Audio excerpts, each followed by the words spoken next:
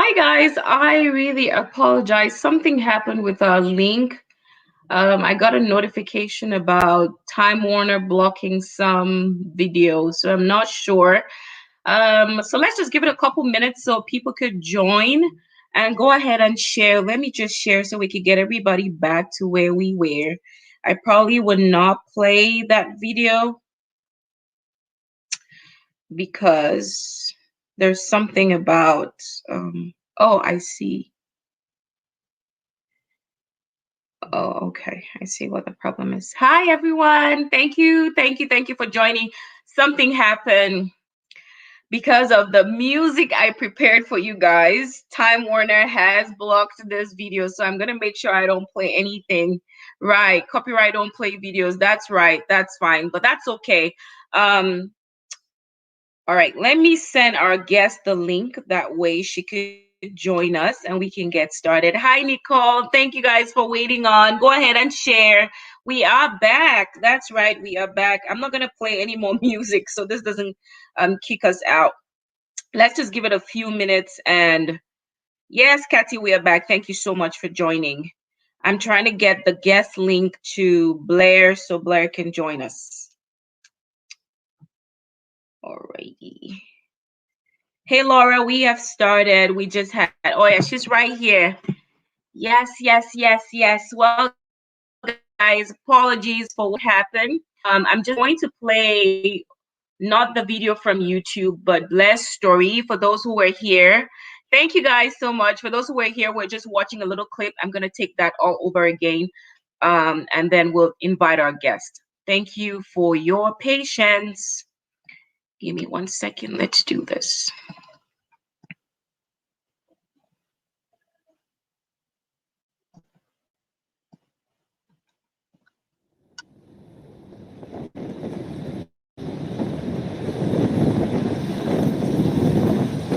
What prepares you for the challenges along your way and the unpleasant experiences of life?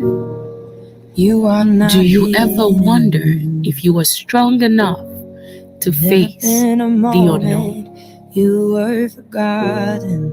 You are Bled Marshall, Tano, a mom, a wife, a doctor of pharmacy, takes us on a journey through some really trying times in her life. Hi, my name is Dr. Bled. I am originally from the Ivory Coast, West Africa. Donc, je parle français. I am a pharmacist. I currently reside in Oklahoma, where I've been since 2006 when I moved to the US. I am also a first-time mom to a 14-month-old boy who is so sweet and kind. And I'm also a wife. My husband and I both met in the Ivory Coast. There is no distance. David Emmanuel, Bled's baby boy, was born 14 months ago with a special condition. He has a 1q32 duplication, which is considered a multisystem disease, meaning it can affect every single major organ. And he has a chromosome 7 translocation, and he is patient 0, meaning no one before him has ever had this condition. Prior to the birth of her son, Bled recounts. A few years back, I actually almost had an hysterectomy due to recurrent fibroid. I had my first surgery right after college, and I was set to have my second surgery in the middle of pharmacy school. But at that time, I was not just having the surgery to remove the fibroid, I was actually having a hysterectomy because of the fact that the fibroid were just coming back. But God just really intervened during that time, and my surgery was canceled, and so I did had the fibroid removal, but I did not have a hysterectomy at that time. So then I thought, okay, I was really given a chance at motherhood, and I was single, and not too long after that, I met my husband. I got back together. We got married, and so for the first 2.5 years I was married, we kept trying for a baby, but nothing was happening. I really went through a really hard season of internal turmoil. But the Lord really met me there and healed me. And not too long after that, we found out that I was pregnant. And so that was a season of joy, especially after going through hard trials. But right after the birth of my son, and we discovered that he was facing a lot of health challenges. Before Bled could have her baby, her own mother passed away unexpectedly in Ivory Coast. What pain, what anguish. What do you do when the trials never cease? One of the major events I believe that has shaped my faith a lot was when I lost my mother about 2 years ago on January 29, 2019. She passed away. It was really unexpected. And so at that point, I really had two choices. I could either let myself be buried in grief, or I could really allow the Lord to lead me in that season. And so I chose the second option. It didn't make it any easier. It didn't mean that I was not having a hard time, but I found that as the Lord was just leading me through the season, every emotion I had was really because of Him. Whether I cry or I rejoice, and was because of His strength. And so I think in doing so, my mother would have been really proud because she was really a strong woman of God. And as someone who has gone through a lot in her own life, she understood the importance of holding on to the Lord. And so I think choosing that path was a way also to honor her and to for me to really leave that a legacy of who she was.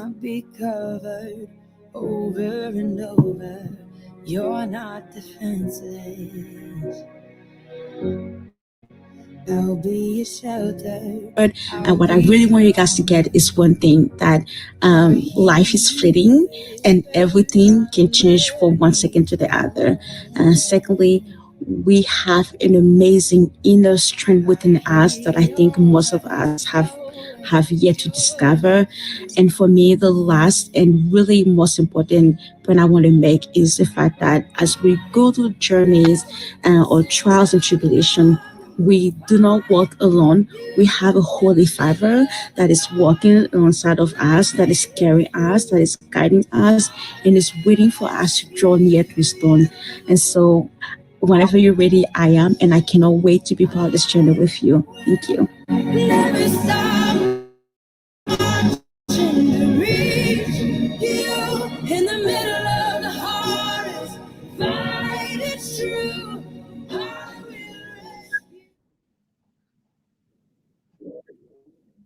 Hi, Bled.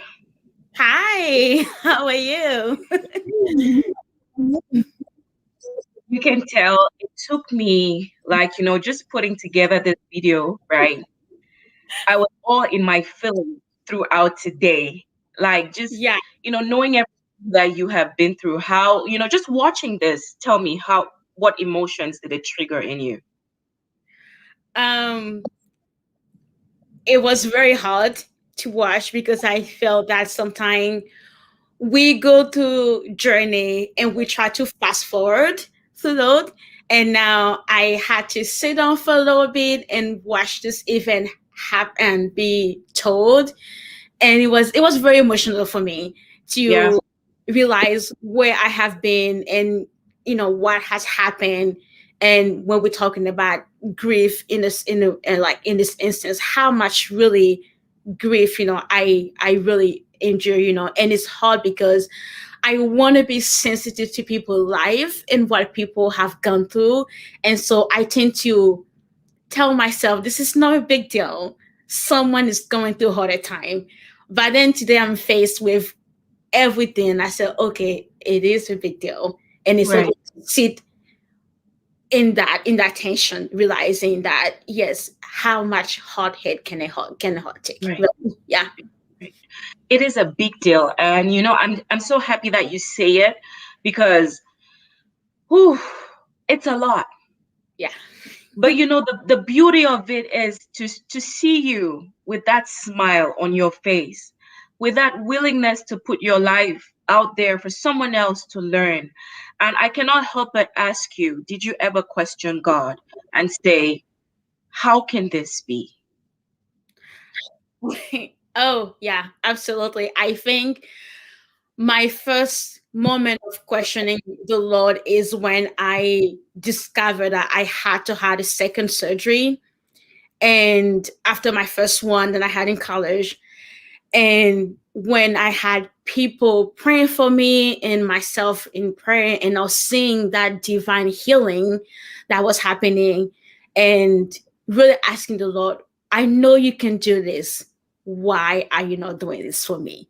You know, and realizing that I was 26, I was single, and every other option I had was they would come back. So your option will be to either be married now and have a baby, but I was not really in the picture. And so the question really started when I had to go through the period of coming to decision that this was going to be the surgery I had to have. They researched for me in 2015 that I did not have any other option.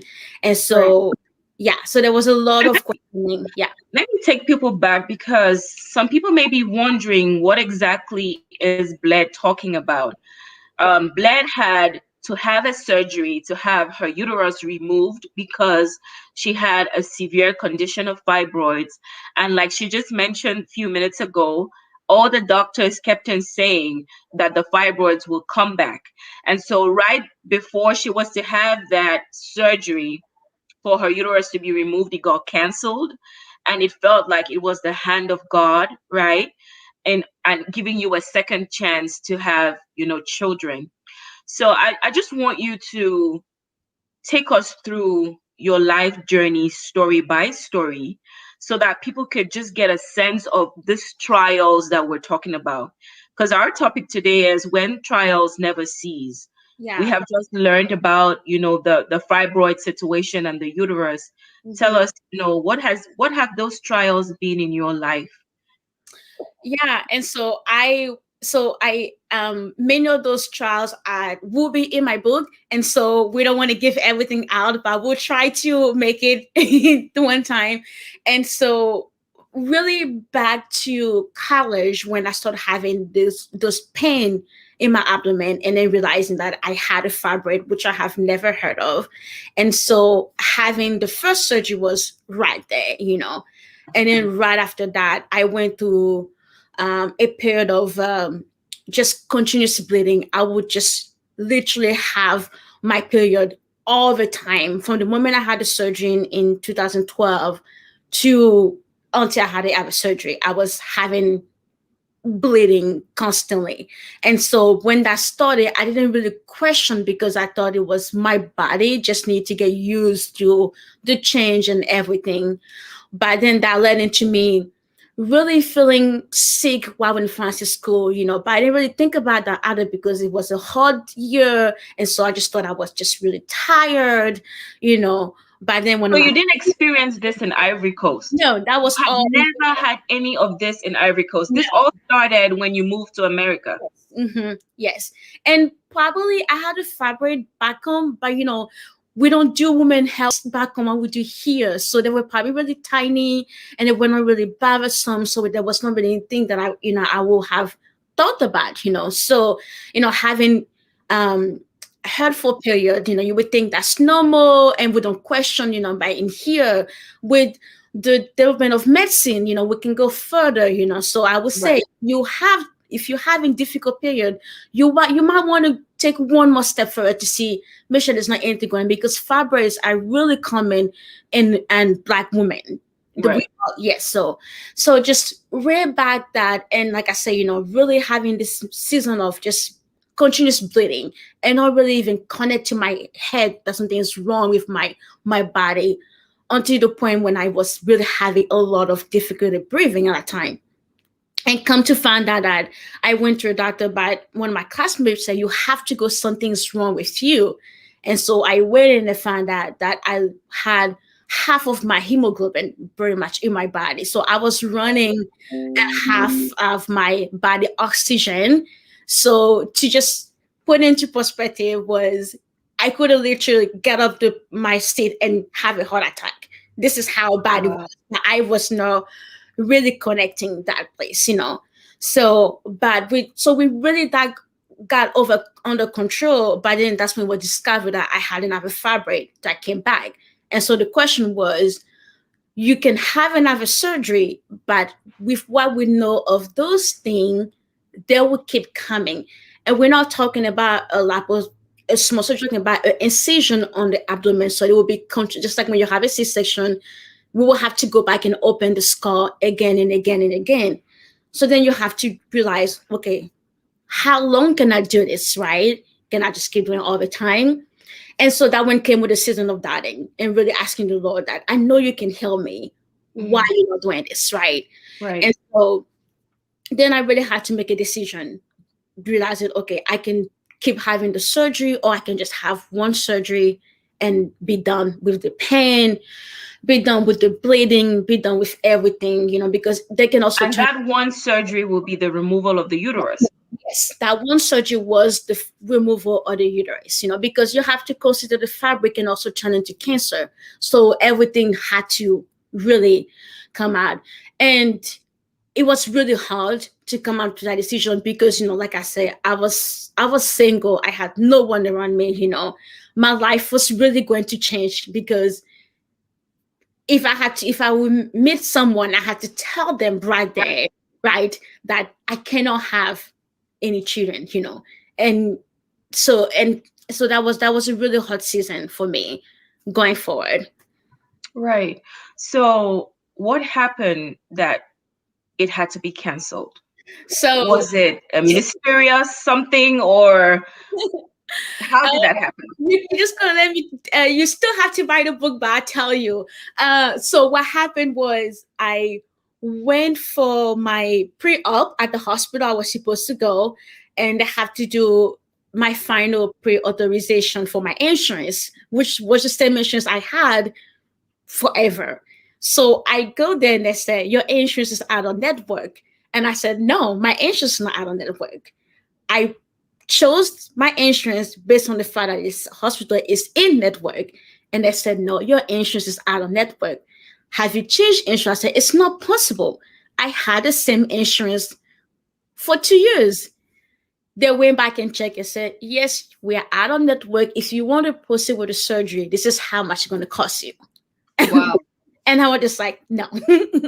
Wow. No. So then surgery was canceled, right? And of course, you think in my head, she must be so excited.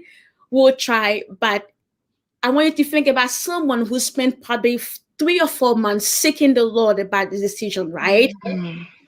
Building her life around a different faith. Now I'm no longer Bled. I'm Bled who doesn't have a womb anymore. So how does I relate to my as a woman? How does I relate to maybe a wife? How does I relate to maybe a Christian, right? Right. And have all of those just strip away like that. Right. So then you enter into a season of confusion.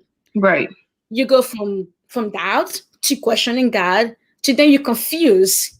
Why everybody around you is rejoicing, you are confused. Mm-hmm. So then there's a lot more digging. It's amazing how God does things. Like, Bled is she's spiritual, she believes in God, she's a Christian.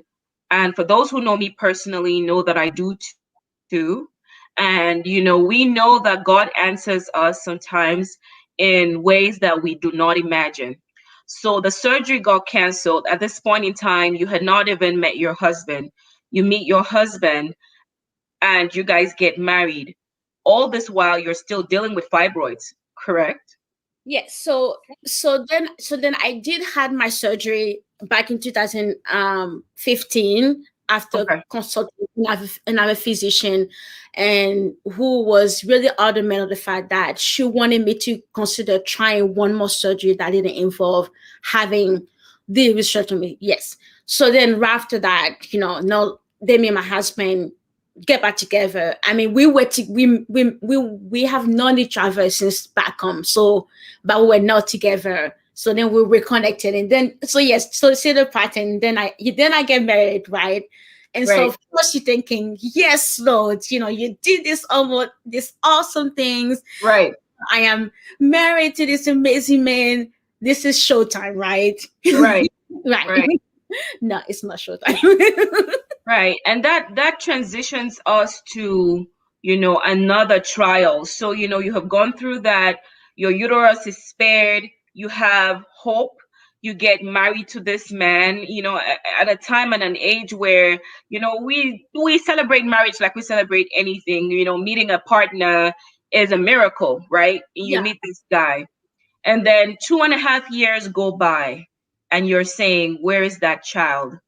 Did God give you a promise? What kept you holding on? How did you keep believing? What was it like for you to test that pregnancy stick every month and Mhm. get the negative result?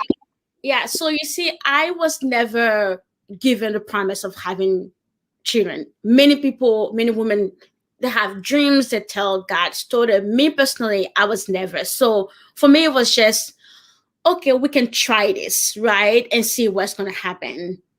Um, but but my husband was given a promise, right? That he was going to have a son. So he was the one that was holding on to the faith for me during that time.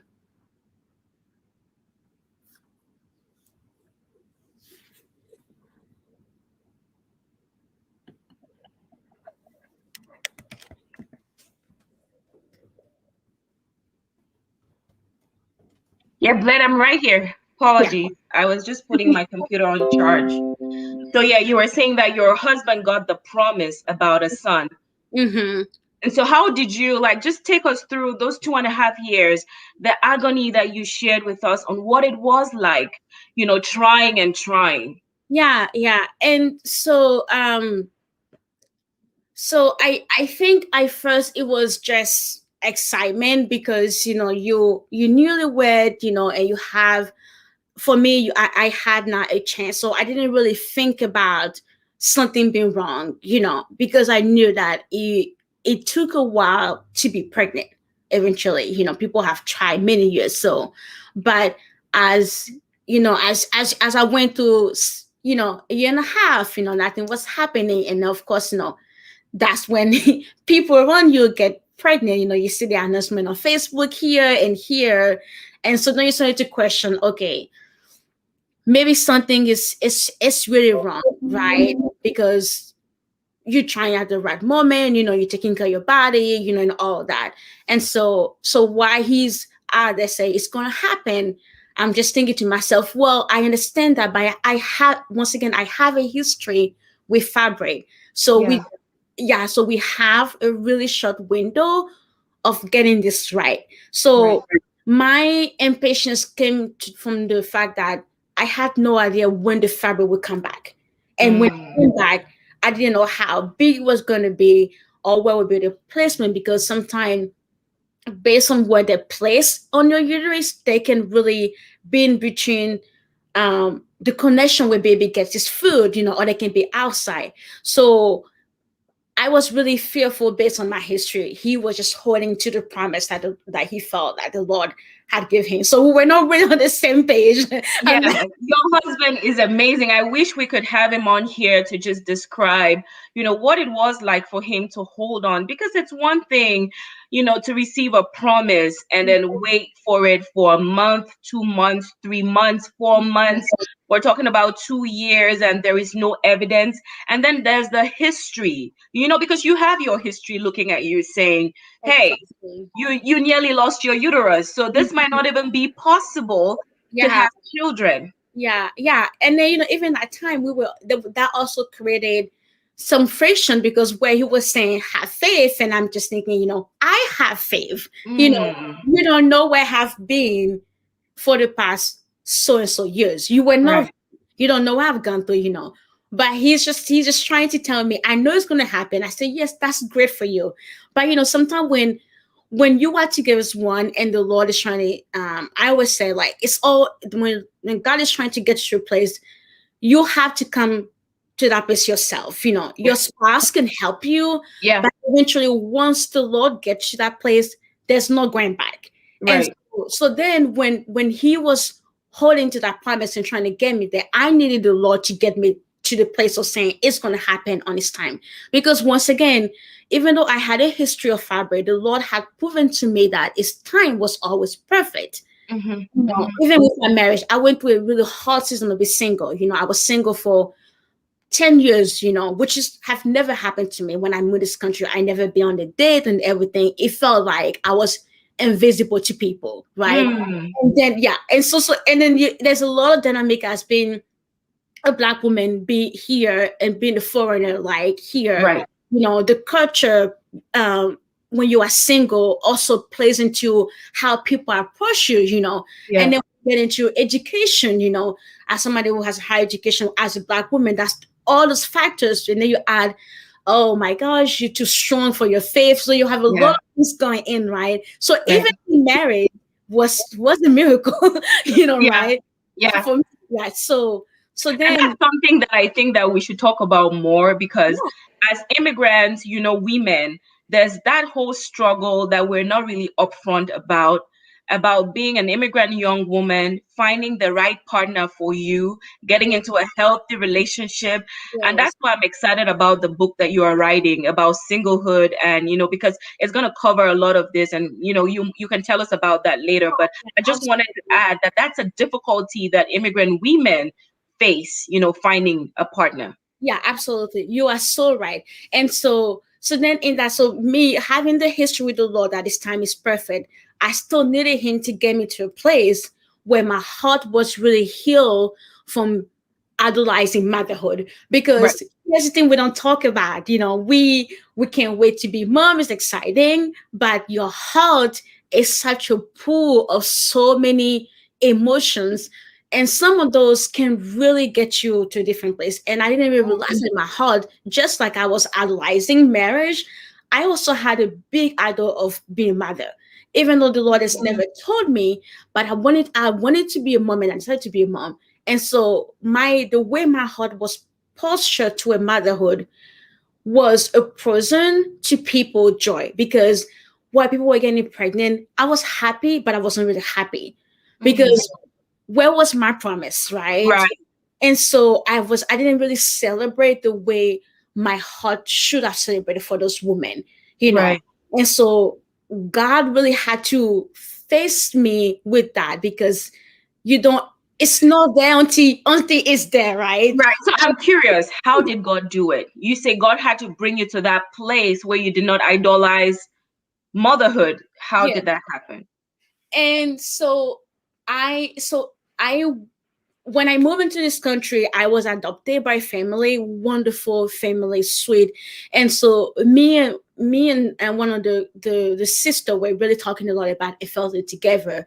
And talking about my journey and all that.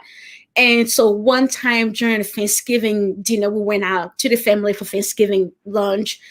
I That was when I was going through my season of like really wanting to be a mother and really asking those questions of the Lord, why you not doing this? I was walking in the kitchen, and then the Lord tells me that this sister is pregnant. Mm. And so by the conversation everybody's having, everybody knows except me at that point. Okay. And so I'm coming, I'm saying, hello, how you guys doing? And I said, and she comes, she said, I want to tell you something. I'm pregnant. I said, I already know. She said, how? I said, the Lord just told me right now you're pregnant. And I said, not only that, you're also having a boy. And she just stared at me, and she said, I wanted to tell you, but I didn't want to hurt you, because I know you've been trying for so long, and I didn't want to hurt you that way. At that point, something in my heart just really broke, because I sat there and I said, Lord, how selfish can I really be Mm. for me to be so deep in my heart that this woman, which I don't even know her story or how, because I was her first child, her story on how she got there, has to hide one of the most joyful moments of her life because she doesn't know how much to react. And I just really stood there and really internally realizing that the Lord was saying, this is the moment of your freedom. Because God deals with people differently. I need to really slap in the face with my selfishness. And I say my selfishness because I'm not talking about somebody, I'm talking about my selfishness, because Right. that's what the Lord told me, that I understand that you're in pain and you want this, but your heart was so selfish that this is how I had to do it. And people can hear and say, that's not loving. I said, to me, that's loving. Because Mhm. at that moment, I'm telling you, at that moment, everything just changed. Mhm. It's not that I didn't get sad when I had a negative pregnant state. I was still getting sad because I went to pregnant. But when I would go on social media, someone would tell me I'm pregnant. Something in the way I celebrated was different. It's like the Right. feeling just exploded for that Right. person. Right. And this is a teachable moment for all of us here that I'm happy you share, because it's a human nature to feel that way. But I Mhm. believe, as a Christian that I am, that God is calling us above our human nature, where we're Yeah, able, yeah, right, to yeah, celebrate people. And it's a teaching moment for me. It's a teaching moment for a lot of people in the comment section, where we have to look internally at the selfishness in our own hearts, where mhm, we say we celebrate, but we really don't, when people get the thing that we are praying yeah, desperately for. yeah, I wanted us to move a little bit just so, we can talk some more about how you then found out that you were pregnant, celebration, mighty God, yes, powerful God. How is mhm. this possible? To when you find out that Yeah, your baby has a special condition. yeah, absolutely. And so after those year of trying, we were finally decided we needed to go to a fertility doctor, and my husband was still holding to the truth, to the whole, but he was very supportive of us going and trying. So it was right in the summer of 2019. I was heading back home for my mother's funeral, because I was not able to attend the first one. But I went in for my own funeral. So then I went for my first appointment, and my husband was set to go to his when we returned back from the trip. So when Okay. we got back, you go back home, they give you those traditional medicine. Okay, use this, you'll get pregnant in 2 months, So they gave us a bunch of plants that we need to come and try at home, and all that. So when we came back, I was just so exhausted, because I said, I am just tired. And he said, well, maybe you're pregnant. I said, no, I'm not pregnant. We just came back from a long trip. But really what I was trying was, Lord, I cannot allow my heart to think that, because I've been through this road. I have collected so many pregnancy negative tests. I can't do that. He said, well, why don't you just try and take one? Because you have to, regardless, you have to start this medicine and you can't be pregnant if you start that. And I said, okay, I tried. And so, funny story. So I go to the pharmacy and I purchase my pregnancy test, and I just, okay, I'm gonna try this. It's on I remember August 12th on the Tuesday. It's still burning in my mind. I will never forget that day. I pee on the first stick and I'm like, okay, I know this is gonna turn negative, and it says positive, and I throw the stick on the floor. I literally just throw the stick on the floor, and then I just like stop and call myself back to pick up the stick from the floor to really look at it. And I said, no, that's not you. And I said, okay, I have one more stick, but I don't have any more urine. So I put the stick into the toilet bowl so I can try it again. I said, okay, I've seen that on YouTube. Surely it has to work, right? And then 2 pregnancy tests. I said, okay, I'm pharmacist. I know one thing I will not lie. That's the blood work. Those can be wrong, but that's the blood work. Then I did the blood work, and then it came back positive. Positive. Yeah. And so at that point, telling my husband was like, I already knew you were pregnant, So then having to sort on my feelings about me being pregnant, that was huge for me because I was still in the season of grieving. And so I could not connect the joy of the grace that God has given me and the fact that I have always also lost my mom. So I really did not start rejoicing about my pregnancy up to when I was maybe about 12 weeks. I was happy, but that feeling, you know what I'm saying, that feeling. Right. I didn't have that because every time I would go there, the enemy would go back and say, well, you can't really be happy because you're still supposed to be in the grieving season, And the fear of what will happen. I have a fabric that is still there, I really cannot connect until once again, the only way God knows how to deal with me was through his word. Give me, I can't remember the song, but it was a really, really harsh songs that day about how our heart can be ungrateful toward the Lord. And so for people, once again, that's harsh, but for me, this is really how God had to deal with me. Right. Yeah. And so then that changed how my heart felt in my pregnancy, and so that you really connect and be excited and everything up until things started to go wrong. When did things start going wrong? So the first time was when we had to go do my second anatomy scan. Based on my history, I had to go to a high risk anatomy. So when we went there, they found our baby was too small because the umbilical cord was not connected properly. And so at that time, we were told that if baby was too small, we had to deliver at 32 weeks. I wanted to have a little bit of anxiety and really thinking, And so once again, I was praying and asking people to pray, and everybody was saying, God really helped you. You didn't have your research on me. You got married and you have a kid. Everything's gonna be perfect. The Lord doesn't give you a bad gift. You can't. Everything's good. Don't worry, right? And then I went to my 32 weeks. They said, yes, baby is really small. It's really small. And so we'll give you injection to help with lung, but you have to come back for no stress every single week, just so we can monitor his heart rate, because we don't know if it's going to be a viable pregnancy, based on the size of the baby. Yeah.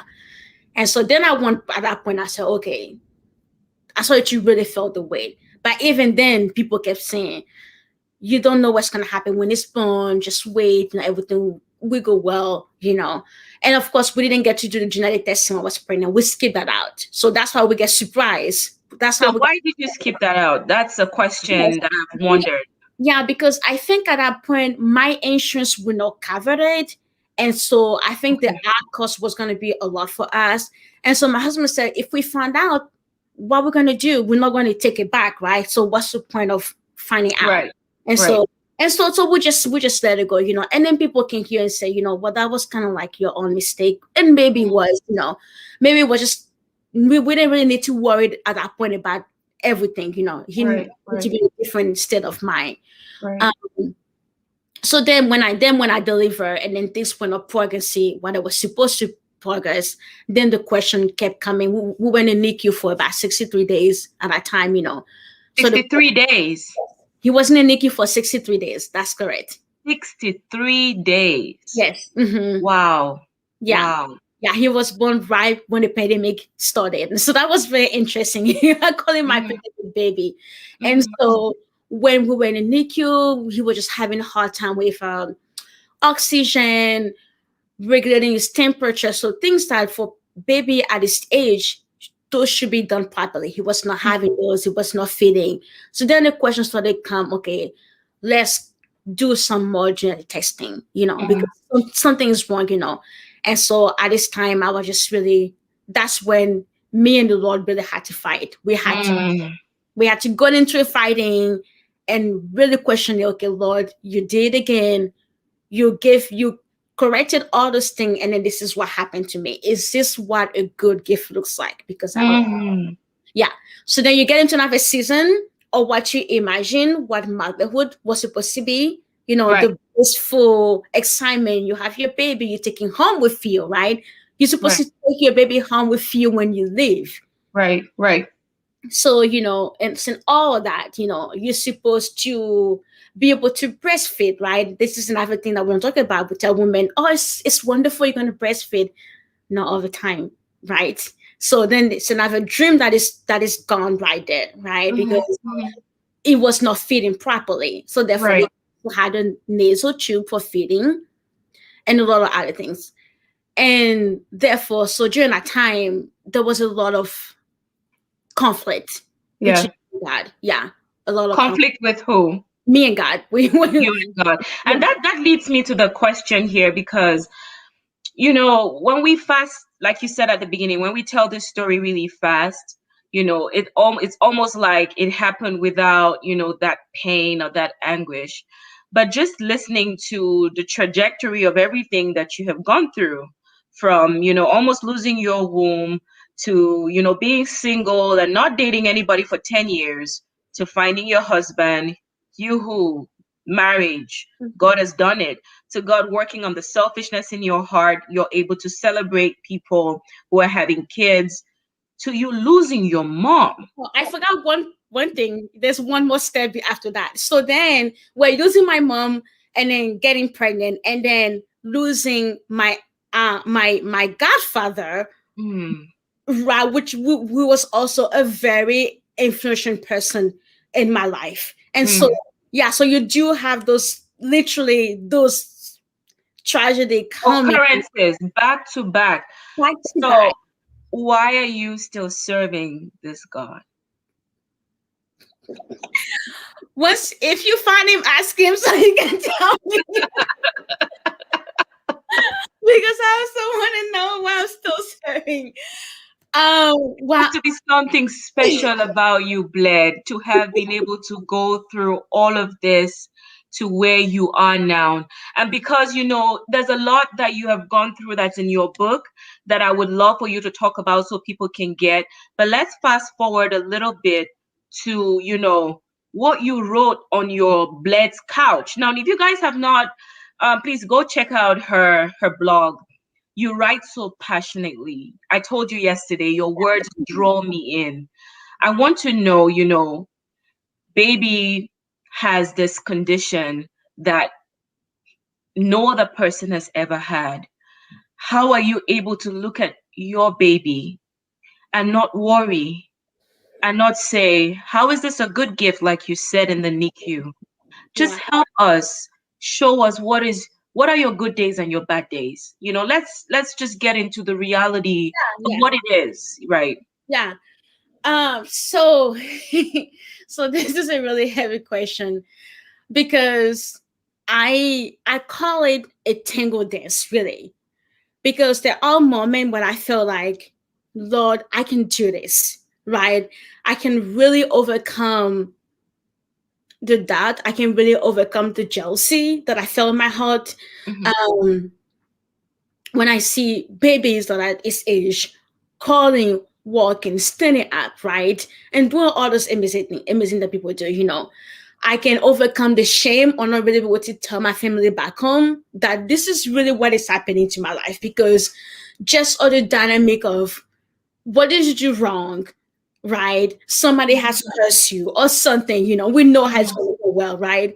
Hmm. When a lost cause and said, why is not working? And I can't really go into detail as because of that. Right.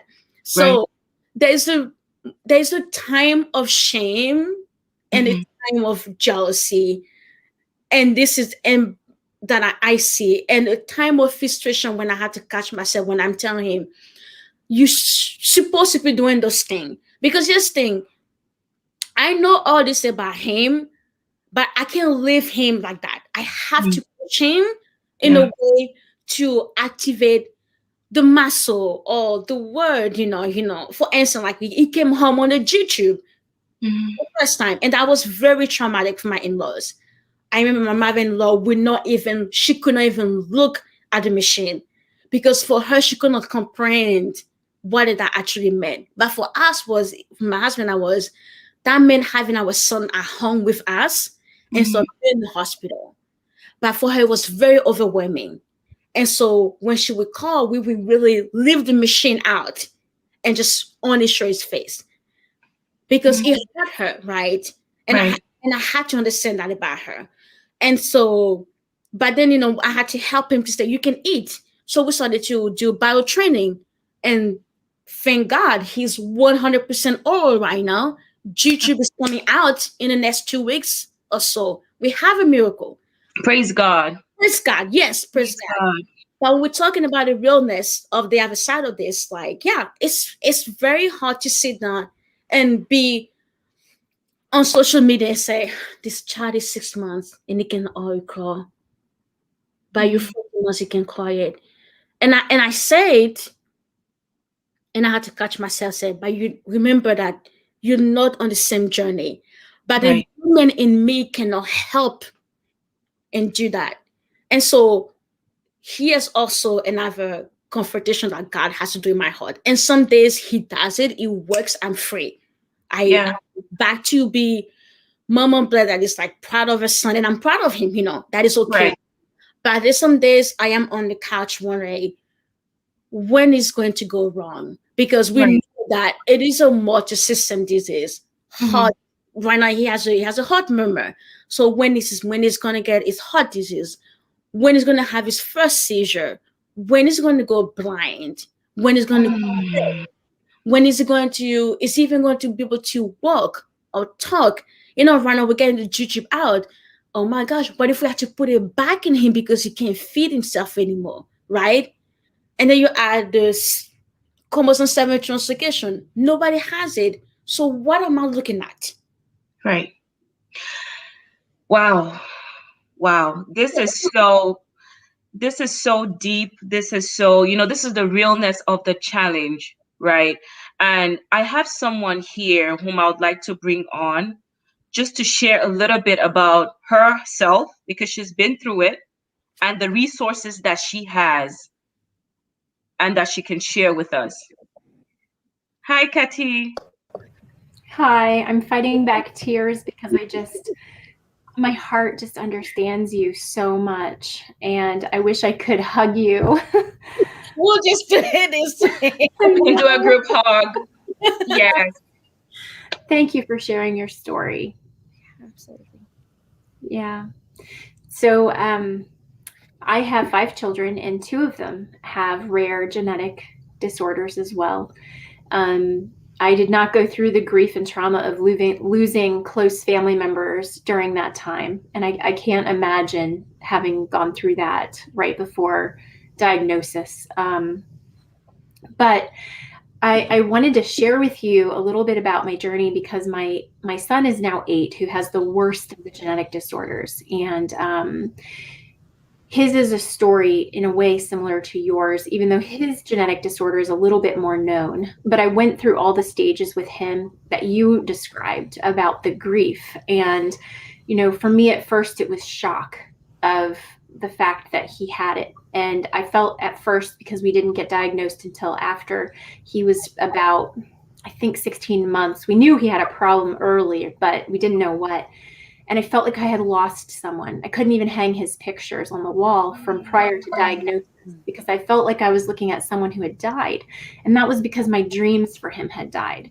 He hadn't died, but the pain was there, and it was so real. And then I went through that frustration and confusion, like you mentioned, where I was like, God, you are a good God. How can you let this happen to this sweet child?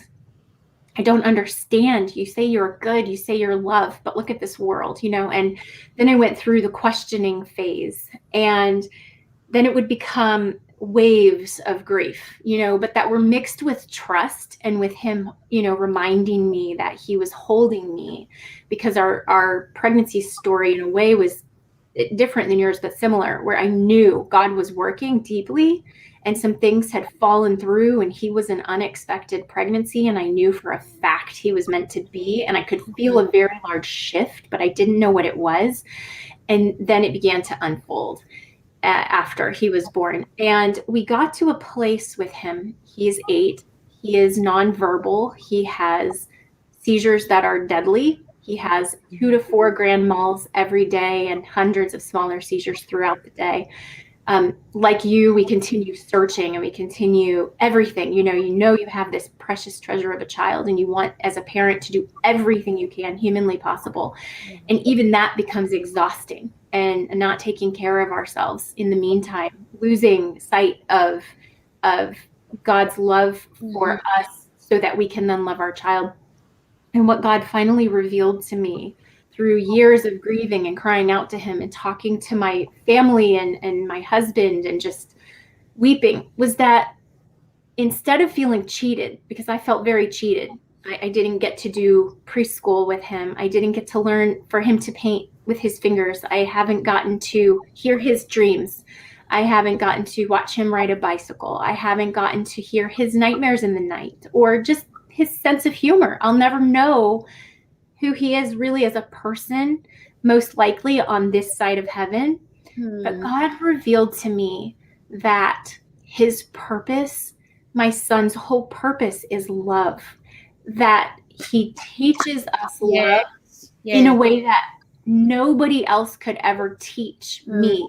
He teaches me about sacrificial, unconditional love, but he also gives love in the most pure form that I think any human can give, because there's nothing there in the space between him and whoever he's interacting with that is false. Everything is just genuine and pure. And I believe after all this time of grieving and wailing and questioning and wrestling with God, that I have a treasure that is so unique. And I say to our other children that no matter what comes in the future, no matter when we lose him, because the likelihood with the statistics and all the epileptologists we see say, we really don't know how much time we have left with him. At any moment, we could wake up and he won't. We don't know, no matter how hard we fight. But we have been touched in this life in a way that we didn't get to choose, but other people aren't allowed to choose. God only chooses.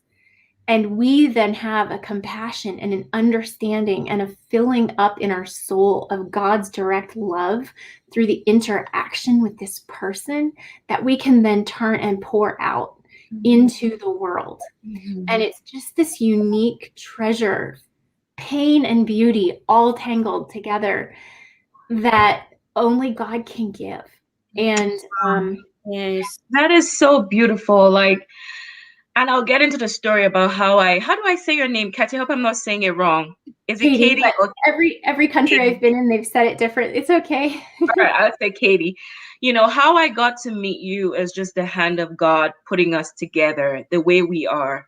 To be able to connect you, Katie, with Bled, and you, Katie, with any other woman, any other immigrant mom who has a kid with special abilities, that you will be able to give them your story and how God has helped support you as a mom, right? Not, you know, how do you, when my baby is sick, I'm sick too, you know, that support. So what resources, because we're almost running out of time and I would want for Bled to talk about her book a little bit. What resources is available that you can provide to Bled because she needs that support, and any other immigrant mom that would need the support that you know is going to be beneficial for them? Yeah. Well, the first one would just be, I believe, prayer, of course, to the Lord, so that you can wrestle through all of these emotions, because he is the only source of real healing. Then there is a book that was very instrumental for my husband and I to understand grief.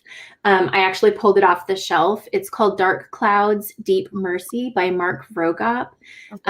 We have interviewed him and actually will be sometime this year releasing a summit that we put together specifically for special needs families to help them understand the support. So I did set up a page. If anyone wants to contact me, I have quite a few different ways, and I can tell you more specific resources for your specific child's needs, because I've had to explore so many different things that I'd hate to list them all now. But I have a couple of different pages on Facebook. One is Katie Keene Special Needs Family Coaching. I'm not on there as much right now, but I am on there and I do check that. Ultimately, our hope is to have an outreach, a scholarship, or a nonprofit specifically to strengthen special needs families to be able to have joy in the circumstances. but I'm also at Family Success Secrets. I have a page and a group. If you'd like to find me there, or you can just find me by my name. And I'd absolutely love to interact. My husband and I, we also have a family coaching program just to help families kind of reduce the stress at home so that they can deal with the stress that comes with sick children or other life stresses. So we're here if anybody needs us. Absolutely. Thank you so much. Thank you, Katie, for joining us. And, definitely people will reach out. I have put the name of your groups in the chat. I would also put the links. And, just you sharing your story alone, telling her, hey, you're not alone. I understand. Yeah. There's a beauty of that, that connection. So thank you so much. Thank you so much. I appreciate it. Thank you. Bye. Yeah. All right. Bled, talk about your book a little bit. How can we find it? Your blog, because people might want to know a little more about you, support you, be there for you. Yeah, so the books are not out yet. I'm still finishing both of the manuscript, but they should be out about at the end of this year or beginning next year. So one is about my journey as a motherhood, as a mother, I'm sorry. And then the second one is about singleness. So me and a few single friends are writing the book together, and we talk about how society views singles, how the church interact with single, and just the journey as a single woman. And so I'm excited about those. And like you say, I have a Facebook page called Bled Couch where I just talk about different topics: politics, health, motherhood, marriage, relationship, social justice, and that I'm also passionate about. But, I know we're on a time, but I know you asked a question about acting. I just wanted to really answer quick was, why do I keep doing this? Serving God. Yes. Why do I keep serving God? And while you were talking, I was just thinking, because he did it without knowing that I was going to choose him. God coming on this earth and die on the cross without knowing I was going to choose him. That for me, that's enough that he chose me to die for me, Mm-hmm. and he understand grief and pains more than anybody else, And Right. so with the knowledge that and the promise that God sit with us during this moment, and like she was saying, may not be able to understand what this part of earth is giving us, but the truth that when we see him, he will explain, and the beauty will be made. That for me right now is enough to pick up my cross and keep going. It's not always easy, but it's enough. And I also want to mention that, like, people wonder, I love being a mother.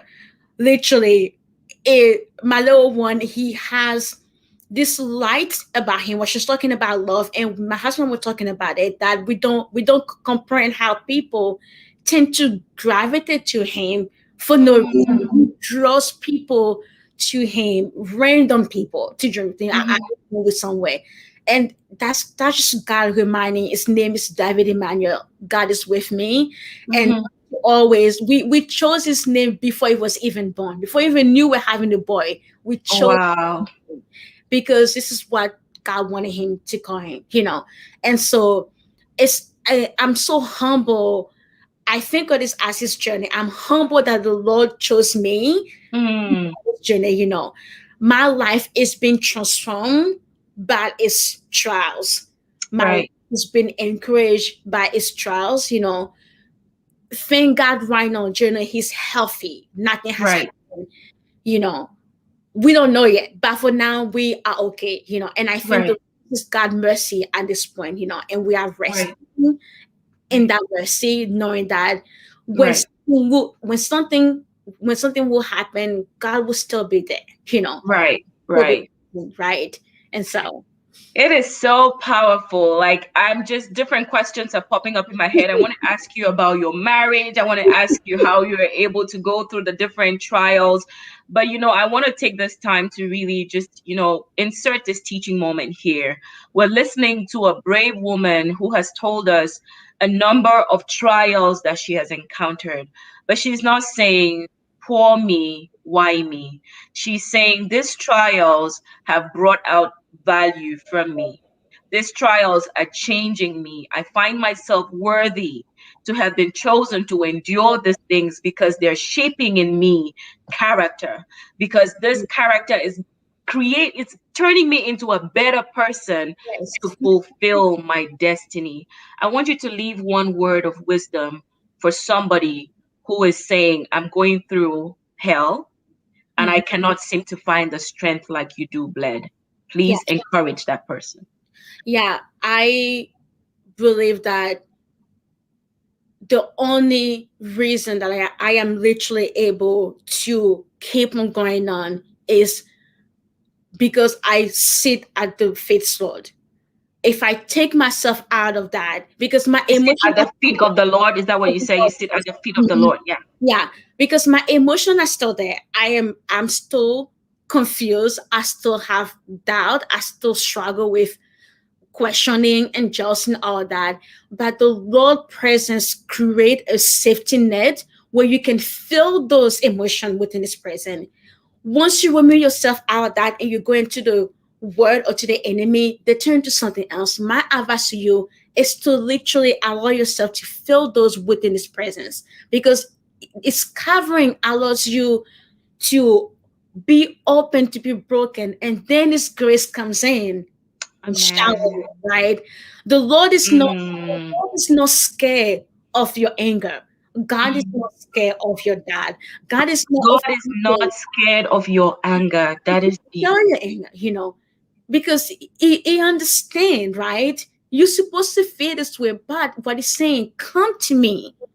Like, Yes. come to me and feel those things within my presence. And then allow me to walk with you. You might have to wake up tomorrow and do it again, again, again, and that's okay. But do it within the safety of God presence. Bled, I'm going to have to come back to this and rewatch to download everything that you have shared. But this is amazing. This is powerful. This is why we come together to share the stories, because I'm empowered. I know someone else out there is empowered to wake up tomorrow at midst of everything we go through. Everybody has trials. It just looks different for everyone. But to say, I'm going to trust God. I'm going to believe that there is purpose in my pain and good is going to come out. So thank you so Yeah, very much. absolutely. Thank you. Thank Thank you for providing a platform where women can come and be open about the struggle. Society has just so changed the way we see motherhood. We want to be pretty, we want to be perfect, but this is a place where people can come and be very vulnerable. So I appreciate you creating that, and I just wish you so much success in this, project, and I hope that that we just keep on keeping contact and just keep on working together. Yeah. Definitely, Bled. This is the time where I want to show you all the love that people are leaving for you guys. Let's show our love to Bled, who has shared her story with us. I'm going to be sharing with you the different comments. This is your sister from Ivory Coast. She says, Yeah. Yako Bled, you are so brave. And, people are agreeing with you. That's Nicole. Relindi says, the Lord is not scared of your anger. Wow. Claudette is appreciating your character. Mm. Nicole again says, you are really brave. Stacy's on here with love for you, your faith and your strength. My God, this was powerful. My God bless you and your family. Praise the It's Lord. on and on. The comments are coming in. Thanks for sharing this powerful life story, which instills hope in others. And even as we close, you can go back into the comments and just see the love that people are leaving for you. Yeah, absolutely. Thank you so much. Well, guys, this was a great, great session. Every single one of this, it brings me to that place of a lot of emotion. It's actually quite challenging to put this together, but I know that God wants me to. I know that someone is encouraged. I know that someone finds the strength to go through their own trial just by watching. And we'll be back not this coming Thursday, the other Thursday, we come live 2 Thursdays, so every other Thursday. Thank you guys so much for joining us, and I wish you a wonderful weekend. And until the next, you stay blessed.